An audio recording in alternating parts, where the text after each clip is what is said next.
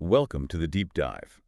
You know we love to get our hands dirty with original sources, and today we're diving deep into the world of ancient Greek philosophy. Oh, yeah, some really cool stuff. And specifically, we're going to be looking at two concepts that are absolutely central to how the Greeks thought about knowledge and skill: episteme and techne. I think most people listening probably know them better as knowledge and craft. Yeah, and I think what's so cool is how these terms can really help us dig into those ancient texts. So we've got quite the lineup today. We do. We're going to be looking at texts from Xenophon, Plato, Aristotle, the Stoics. Yeah. We'll even be taking a peek into the mind of Plotinus. Should be a fun ride. It should. Yeah. So really what we're going to be exploring in this deep dive is how these thinkers saw the connection between knowing something that's like the episteme side of things Right. and actually doing something in the world which is more on that techne side. And it's remarkable how these ideas that the Greeks were grappling with thousands of years ago are still so relevant to us today. I mean, we're still trying to figure out what it means to know something, Totally. what it means to have a skill, Yeah. and how those things come together to shape our lives. So I think taking a look back at these ancient perspectives can offer us some really surprising insights, maybe even challenge some of our modern assumptions. Yeah, definitely. Well, why don't we kick things off with Xenophon? He was a student of Socrates, right? He was. And it seems like he had a pretty practical take on knowledge. Oh, absolutely. You know, one of the things that's so fascinating about Xenophon is how closely he links episteme and techne. I mean, for him, they're almost interchangeable. They both really emphasize this idea of knowing how to do something. Okay. So it's less about abstract theories and more about having that ability to actually apply knowledge in the real world. You know, you mentioned that Xenophon portrays Socrates as being way more focused on human affairs. Can you say more about that? Yeah, so in Xenophon's writings, Socrates isn't really that interested in the abstract workings of the universe, Right. like those big cosmological questions. He's much more focused on understanding things that have a direct impact on how people live their lives. Okay. So things like ethics, politics, justice. Those are the issues that really matter to Xenophon Socrates. So less about contemplating the stars and more about like understanding how to live a good life and be a responsible citizen. Exactly. And for Xenophon, you don't just passively acquire this kind of understanding. Right. He really stresses the importance of diligence, Okay. training, practice. It's about honing your skills, just like a craftsman would. It's like that idea of, practice makes perfect. Yeah, It's not enough to Yeah. just have the knowledge in your head. right. You have to actually put it into practice. Exactly. And I know he uses some pretty compelling examples in his writing to illustrate this point. Oh, he does. Like in the memorabilia, he has Socrates comparing understanding justice to knowing the alphabet. Right. It's like it's a skill, it's not just something that you're born with. Something you develop. Yeah, you develop it through practice and through application. It's a great example, and it really highlights how Xenophon sees knowledge as something active and practical. It's something you build, Yeah. through consistent effort, Yeah. not just something that's, just passively sitting in your head. Right. You got to be able to use it. And he actually extends that to leadership Oh, as well. oh, You yeah. have this analogy where he talks about, the ability to rule, like being a leader as a craft. Yeah, the craft of leadership. Yeah, and it's not just about, holding a certain position of power. It's about knowing how to use that power wisely, effectively. It's about having the skills Yeah. to actually lead well. And he even connects this to happiness, which is really interesting. He does. Like the idea that mastering the craft of leadership, just like mastering any craft, can lead to a more fulfilling life. a flourishing life. Yeah. Absolutely. So for Xenophon, we're seeing this idea that knowledge is inherently practical. Very much so. And it's tied to action and skill development. Yeah. It's about doing something with what you know, Mm-hmm. whether it's leading a city or just understanding what it means to be a good person. And it's interesting, too, how he even distinguishes between different types of crafts. Oh, how... He tends to favor those that benefit the community. Okay. So things like farming or warfare. Okay. And he sees those as more desirable than crafts that, might keep you kind of confined to a workshop, Okay. like pottery or shoemaking. So it's about the scope of the impact of the craft on society. Exactly. It's about how that craft contributes to the common good. That's fascinating. So he's got like a whole vision for how knowledge should be used in the world He does. to actually improve lives and benefit others. It's a very practical and community-oriented view. Yeah, really interesting.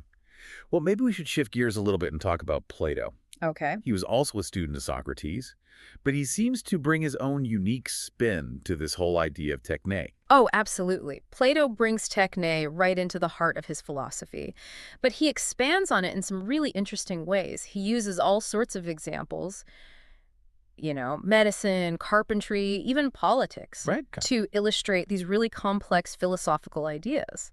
And I know he had this idea of ergon, He did. which is like the specific function or goal of a craft. Yes. Can you unpack that a little bit? Sure. So for Plato, every techne has a specific ergon. It's the goal that's achieved through the practice of that craft. So for example, the ergon of medicine is to restore health. The ergon of carpentry is to build sturdy structures. But Plato doesn't stop there. He emphasizes that it's not enough to just know what the ergon is. Okay. You have to understand why a craft aims for that particular goal. And you have to be able to articulate that rationale clearly. So it's not just about blindly following steps or techniques. Right. It's about understanding the principles behind those actions. Exactly. A true craftsman, for Plato, isn't just someone who's skilled with their hands. They also possess this deep understanding of their craft's purpose. It's a combination of practical skill and intellectual understanding. Right. So it's like the difference between a doctor who can just prescribe a medication and a doctor who can explain the reasoning behind the treatment. A perfect analogy. For Plato, that deeper understanding is crucial.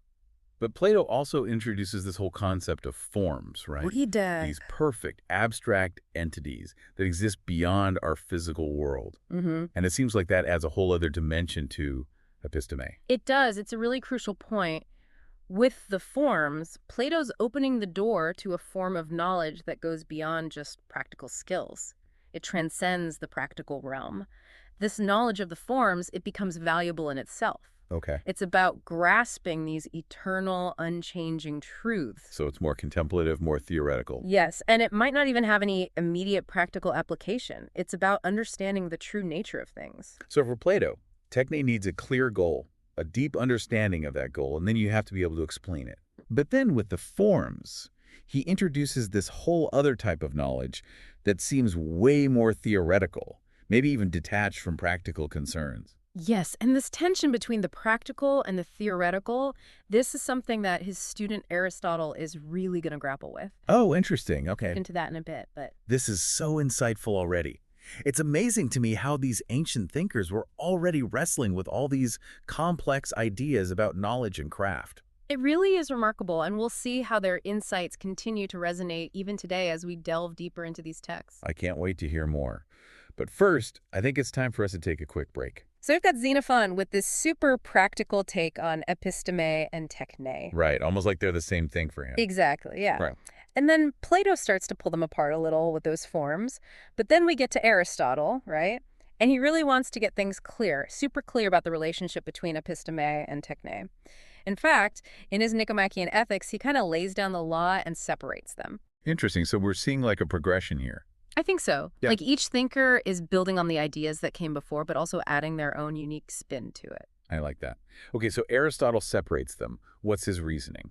Well, for him, episteme is all about necessary truths, those unchanging eternal principles, kind of like what you find in math. It's knowledge about things that just can't be otherwise. So like 2 + 2 = 4. That will always be true no matter what. Exactly. No matter what universe you're in, 2 + 2 will always equal 4. That's episteme for Aristotle. But techne, on the other hand, that deals with what he calls contingent realities. Contingent realities. So stuff that could be different. Yeah. Things that depend on specific circumstances. And techne is focused on producing something, bringing something new into the world. So like building a house. Yeah. That's techne. A house is a great example because a house could have been designed differently. It could have been built with different materials. Heck, it might not have been built at all. It's not an absolute truth the way that, like, the Pythagorean theorem is. I see. It's contingent on a bunch of different factors. Exactly. And Aristotle really drives this point home by connecting techne to the idea of poiesis. Poiesis. What's that? It basically means making or producing. It's all about creating something separate, something new. So think of it like the house or a sculpture or a piece of furniture. Okay, so things that are made by a craftsperson, someone with techne. You got it. tangible things that exist in the world because of someone's skill and knowledge. But here's the thing, and this always trips people up. Oh, what is it? Well, Aristotle also refers to medicine as both episteme and techne. Wait, hold on. How does that fit into his system? I thought he separated them. It's a great question, and trust me, scholars have been debating this for centuries. But it seems like there's this kind of secondary sense of episteme that Aristotle is working with here. A secondary sense. I'm intrigued. Tell me more. It's still knowledge, right? But it deals with the regularities that we observe in nature. So these are things that usually happen, but maybe not with the absolute certainty of, say, mathematical principles. Okay, I think I'm starting to get it. So you're saying there's a difference between the absolute truth of, let's say, 2 plus 2 equals 4, and the truth of something like antibiotics usually cure an infection. You're right on the money. With medicine, there are always exceptions, weird cases, unforeseen factors that influence the outcome. It's not always a guaranteed result. So even if a doctor has the best technique in the world, they apply their skills perfectly, they still might not get the results they want because of these unpredictable elements. Exactly. And Aristotle was really sharp about picking up on that. He recognizes that chance, pure luck, can play a role in how effective techne is in a way it can't with episteme in the strict mathematical sense. Fascinating. I never thought about it like that before. It really highlights how complex these ideas can be. But you know what's even cooler? Aristotle gives this really interesting example of how knowledge and skill play out in medicine. He says a doctor's understanding of health. Remember that ergon we were talking about before? Oh yeah, like the goal. Well, he says that understanding of health, of what it means to be healthy, that guides every single step the doctor takes when they're diagnosing and treating a patient. So it's not just about blindly following some procedures, right? Yeah. The doctor is using their knowledge of the goal, the ergon, to make judgments in a really specific and unpredictable situation. You're getting it. They're constantly adapting, making decisions based on that individual patient and what's going on in that moment. And this is where practical wisdom, what the Greeks call phronesis, comes in. That becomes the guiding force behind applying techne. So even though Aristotle is working with this secondary sense of episteme, it seems like he's still moving towards a clearer distinction between, like, theoretical knowledge and practical know-how, much more than we saw with Xenophon. I think you're right. He wants us to understand that these two realms of knowledge work in different ways. You use different types of reasoning depending on what you're dealing with. And this sets the stage for the Stoics. You're going to come along with a whole new way of thinking about the relationship between episteme and techne. Oh, I'm ready for the Stoics. They're known for being all about virtue and living in accordance with nature. And they connect episteme and techne to both of those things in a really interesting way. For the Stoics, virtue itself is a kind of techne. Wait, are you saying that being a good person is like mastering a craft? That's exactly what they're saying. It's about practicing, honing your skills so you can live a good life. But it takes more than just practice. You also need a deep understanding of the universe. And that understanding is what they connect to episteme. So to be a virtuous person, you need both the practical skills and a solid theoretical grasp of how things work. You nail it. They go even further and say that reason itself is like a craftsman. Whoa, reason is a craftsman. How does that work? Well, they see reason as this force that shapes our impulses, our desires. It guides them towards what's truly beneficial, towards the good. So instead of just being ruled by our emotions and passions, we can use reason to steer our actions based on what we know is right, what's in line with the natural order. Exactly. And for the Stoics, that alignment with reason and nature, that's the key to being virtuous. They even went so far as to say that virtue is a kind of knowledge, a kind of episteme in its unshakable certainty. Wow, so knowledge is the basis for ethical living. Mm. That's heavy stuff. What about their idea of the unity of virtues? What's that all about? That's where practical wisdom, phronesis, comes in. For the Stoics, phronesis is like the master skill, and all the other virtues, justice, courage, moderation, they're just different expressions of it, different ways that phronesis shows up in the world. That's a really cool way to think about it. So it's like having a really versatile tool that you can use in all sorts of situations. I like that. And you know, Cicero, the Roman Stoic, sums this up beautifully. He calls prudence, which is basically phronesis, he calls it the art of living. He even compares it to other crafts like medicine or navigation, emphasizing the skill and knowledge you need to live a good life.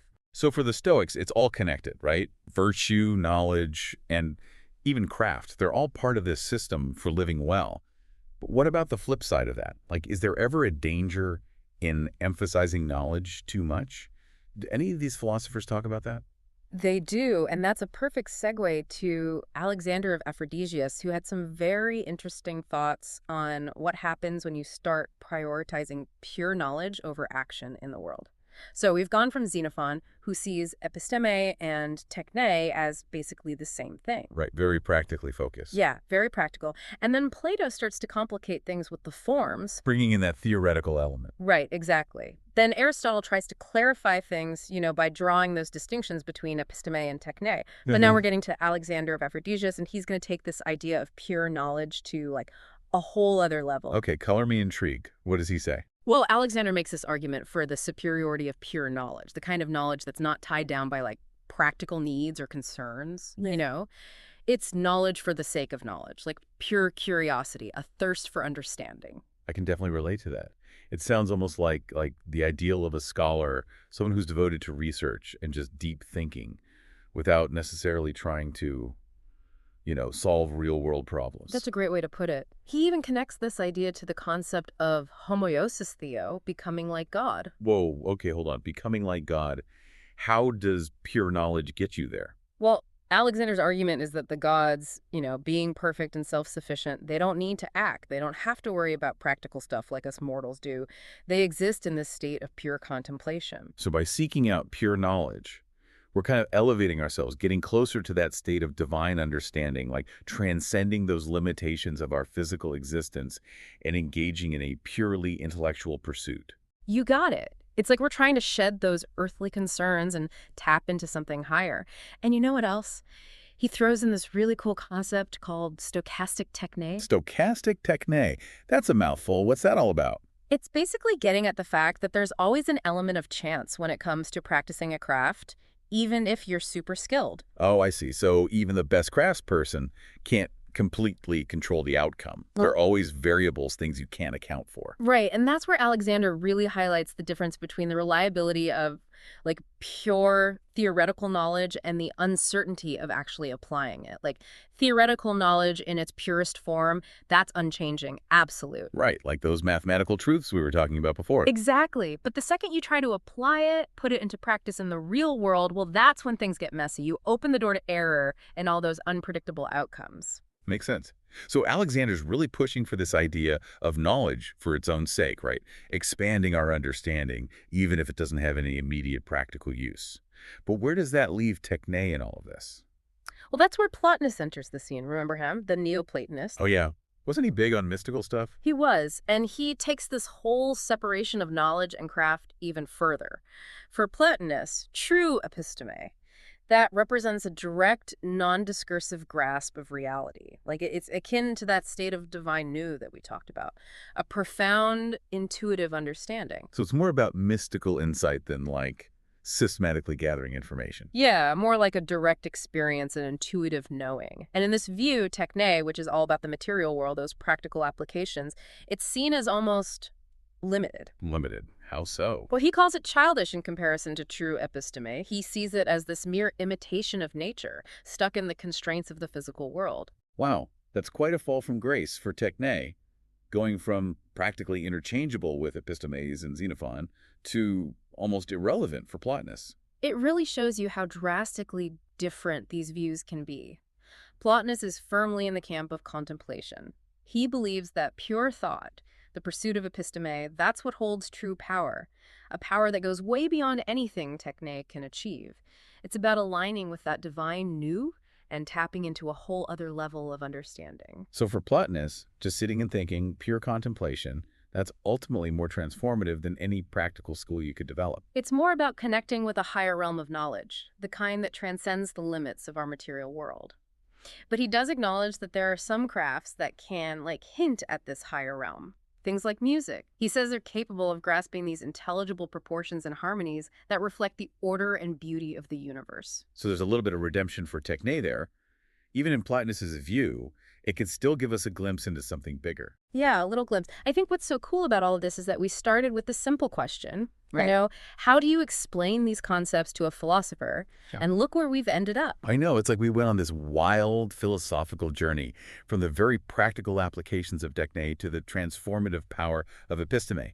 And now I'm sitting here thinking, maybe knowledge is both, right? It's a tool for navigating the world, and it's a pathway to deeper understanding. And that's the beauty of these ancient Greek thinkers. They might not always agree, but they force us to really grapple with these big questions. They remind us that knowledge is this multifaceted, powerful thing. And whether we're learning a practical skill or pondering the mysteries of the universe or just trying to be better humans, the pursuit of knowledge is a journey worth taking. It's a journey that can enrich our lives in ways we never even imagined. Couldn't have said it better myself. And on that note, I think we're going to wrap up this deep dive. But hey, maybe this is just the beginning of your own philosophical journey. So go out there, explore these ideas, and see where they take you. Until next time, keep diving.